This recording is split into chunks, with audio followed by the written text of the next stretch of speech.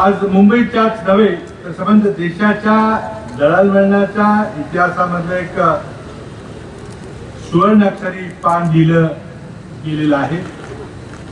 थोड्या वेळापूर्वीच त्या ऐतिहासिक प्रकल्पाचा आपल्या सर्वांच्या साक्षीनं शुभारंभ झालेला आहे, उद्घाटन झालेलं आहे। अपेक्षेपेक्षा वेळ लागला, मोठे मोठे खांब उभे करावे लागले आणि खांब उभे करायला पाया खोदायला गेले की आत काय येते खड्डा खोदल्यानंतरच कळत असत। पण मुंबईच्या अंडरग्राउंड सुविधा ज्या आहेत त्याचा अचूक असा नकाशा आज आपल्याकडे नाही। अंदाजे आपल्याला माहिती आहे बहुतेक इथून कुठेतरी एखादी पाण्याची पाईपलाईन केलेली आहे, इथं विजेच्या लाईन फोडलेल्या आहेत, पण जेव्हा निश्चित खड्डा खोदला जातो आणि खाली काय दिसेल, कुठलं आश्चर्य आपल्या समोर येणार आहे आणि अपेक्षेपेक्षा जर काही वेगळं दिसलं तर मग संबंध त्या पिलरचं डिझाईन बदलावं लागतं। आणि अशा प्रकारचा हा ब्राउनफील्ड प्रोजेक्ट वेळ जरी झाला तरी आज सुरू झालेला आहे। पहिला टप्पा वडाळा ते चेंबूर प्रवासी वाहतुकीला 1 फेब्रुवारी 2014 त्या दिवसापासून सुरू झालेला आहे। दुसरा टप्पा कार्य महाराज चौकापर्यंत वर्षभरात होईल अशी अपेक्षा। आता काम करायची ज्या अडचणी येतात त्या सर्व माहिती झालेली आहे आणि ज्या ज्या अडचणी येतील त्याची पूर्वतयारी करून आपल्याला पुढचं काम करता येणार।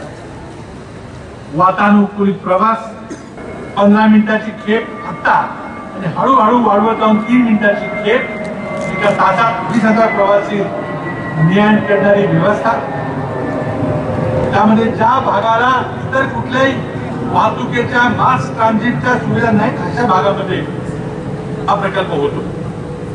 आज आपण आमदार चंद्रकांतजी हंडोरे यांच्या मतदारसंघात इथं जमलेला जी सभा आयोजित केलेली आहे, याच ठिकाणी 2008 साली पंतप्रधान या प्रकल्पाचा शुभारंभ पायाभरणी समारंभ करणार होते। दुर्दैवाने ते येऊ शकले नाही। याच मैदानामध्ये या प्रकल्पाचा शुभारंभ आणि प्रकल्पाचा पायाभरणी समारंभ होणार होता आणि म्हणून या परिसरात राहणाऱ्यांच्या करता मास ट्रान्झिटची सुविधा, मुंबई महानगराच्या इतर वाहतुकीच्या सोयीशी जोडली जाणारी सुविधा आज या ठिकाणी सुरू होते आणि मला खात्री आहे की आज एका नव्या प्रकारची ओळख मुंबईची आज जगाला होणार। खऱ्या अर्थाने आंतरराष्ट्रीय दर्जाचं महानगर, पॅरिस, लंडन, न्यूयॉर्क सारखं महानगर, त्याची ओळख काय, अत्याधुनिक प्रकारच्या वाहतुकीच्या सुविधा आणि तशा प्रकारची वाहतुकीची अत्याधुनिक सुविधा म्हणजे मोनोरेल सुरू झालेली आहे। लवकरच मुंबईचा मेट्रोचा पहिला टप्पा सुरू होणार आहे। तिसऱ्या टप्प्याचा जो संबंध अंडरग्राउंड मेट्रो आपण करणार आहोत त्याचाही पायाभरणी समारंभ लवकरच होणं अपेक्षित आहे। एक मुंबईला एक वेगळी ओळख, एक अलग पहचान इस मोनोरेल से मिलने वाली है। आतापर्यंत आपण पाहिलं तर मुंबई म्हटलं की गेटवे ऑफ इंडिया, मुंबई म्हटलं की राधाबाई टॉवर, मुंबई म्हटलं की आपला समुद्री पूल, सी लिंक, पण आता तो मुंबईची ओळख, मुंबईचा लोगो हा मोनोरेल हा लोगो यापुढे ठरणार आहे आणि एक अत्याधुनिक जागतिक महानगराच्या दर्जामध्ये आपण आता पाय टाकलेला आहे। एक आंतरराष्ट्रीय दर्जाचं महानगर करण्याचा आमचा निर्धार आपण समजा देशाला आणि जगाला दाखवून दिलेला आहे।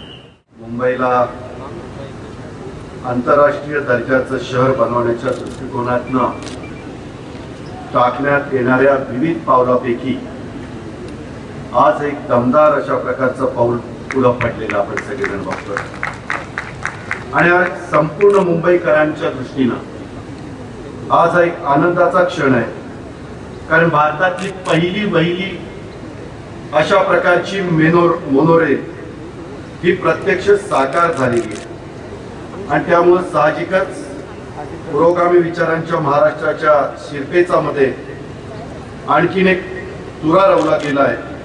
अनेक बाबतीमध्ये आपल्या महाराष्ट्राचं कौतुक होतं, अनुकरण होतं. ते आता मोनोरेलच्या बाबतीमध्ये देखील होईल असा विश्वास मी सुरुवातीलाच आपल्या सगळ्यांच्या साक्षीने व्यक्त करतो. या मोनोरेलच्या बाबतीमध्ये नाव देखील मुंबई मोनोरेल अशा प्रकारचं आहे. पब्लिक सर्व्हिस ट्रान्सपोर्ट हे अतिशय महत्वाची बाब आहे.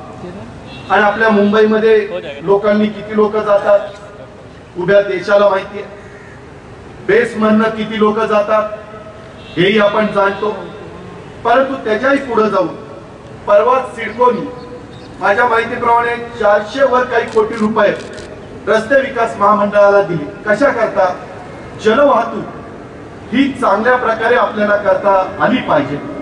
विमानाची व्यवस्था तर करतोयच आपण. टर्मिनल जे झालं ते देशामध्ये अतिशय चांगले दर्जेदार असणाऱ्या टर्मिनल पैकी आपल्या टर्मिनलची ओळख आता होती. त्याचबरोबर नव्या मुंबईचं विमानतळ त्याही करता आपला सगळ्यांचा प्रयत्न चालू आहे. सिडकोनी त्याच्यामध्ये लक्ष घातलंय. मुख्यमंत्री आम्ही सगळ्यांनी त्याच्यामध्ये लवकरात लवकर काम कसं सुरू होईल ही सगळी कामं करत असताना लोकांची नाराजी ही पण त्या ठिकाणी घ्यायला लागू नये, त्यांनाही न्याय देता यावा. जसं मगाशी चंद्रकांत हंडोरे साहेबांनी सांगितलं, ईस्टर्न फ्रीवे असेल किंवा इतर अनेक कामं, मोनोरेलचं काम असेल, बऱ्याचशा ठिकाणी काही लोकांना हरवावं लागतं. सरकारला असं वाटत नाही की त्यांना कुठेतरी वाऱ्यावर सोडावं. त्यांची पर्यायी व्यवस्था आपण करतो आणि त्याच्यातनं चांगल्या प्रकारे मार्ग काढण्याचा काम सरकार आणि सरकारचे अधिकारी त्या ठिकाणी करत असतात. आज MMRDAच्या माध्यमातून उड्डाण पूल असतील, नवीन उपनगरीय रेल्वे गाड्या असतील, मेट्रो रेल असेल, मोनोरेल प्रकल्पामुळं आज आपल्या मुंबईचा चेहरामोहरा पालटू लागलेला आहे. आणि यात मुंबईकरांचं मोनोरेलचं एक महत्वाचं स्वप्न आज प्रत्यक्षामध्ये साकार झालेलं आहे. त्यासाठी मी तमाम मुंबईकरांचं अभिनंदन करीन. पण माझी विनंती आहे, लोकलची सवय आपल्याला आहे. त्याला काही दरवाजे नसतात. जेवढं काही कोंबून बसता येईल तेवढं आपण बसतो, लोंबकळतो देखील. आपण मागचा पुढचा विचार करत नाही. मोनोरेलला तसं नाही. ते दरवाजा ऑटोमॅटिक बंदच होणार नाही. त्याच्यामुळं त्याच्यात साधारण 560 लोक बसू शकतात. आज उद्घाटन करतानाच अशी का रेटारेटी झाली आमच्या सगळ्यांच्या देखत. इतर वेळेस मेहरबानी करू नका. हे मोनोरेल साकारण्याच्या करता मेहनत घेणारे आमचे MMRDAचे तसंच संबंधित कंपन्यांचे सर्व अधिकारी, कर्मचारी आणि कामगारांना मी धन्यवाद देतो. ज्या स्थानिक लोकांनी इथं कॉलमचा ज्यावेळेस काम चाललेलं होतं, पाया घेण्याचं काम चाललेलं होतं, बऱ्याचदा वाहतुकीची कोंडी झाली, तुम्हाला त्रास झाला. जिथनं ही मोनोरेल गेली तिथल्या लोकांनी बरंच काही सहन केलं. मला आठवतं ईस्टर्न फ्रीवे देखील होत असताना आम्हाला बऱ्याचदा आम्ही RCF मधनं पुण्याला वगैरे जात असतो आणि त्याच्यावर लोकांची किती गैरसोय व्हायची. परंतु ती गैरसोय आपण सगळ्यांनी सहन केली, कारण कुठेतरी तुम्हाला विश्वास होता की राज्य सरकार आपल्याकरता काहीतरी चांगलं करत आहे. आपण पण मदत केली पाहिजे. याबद्दल देखील मी सर्वांना धन्यवाद देईन.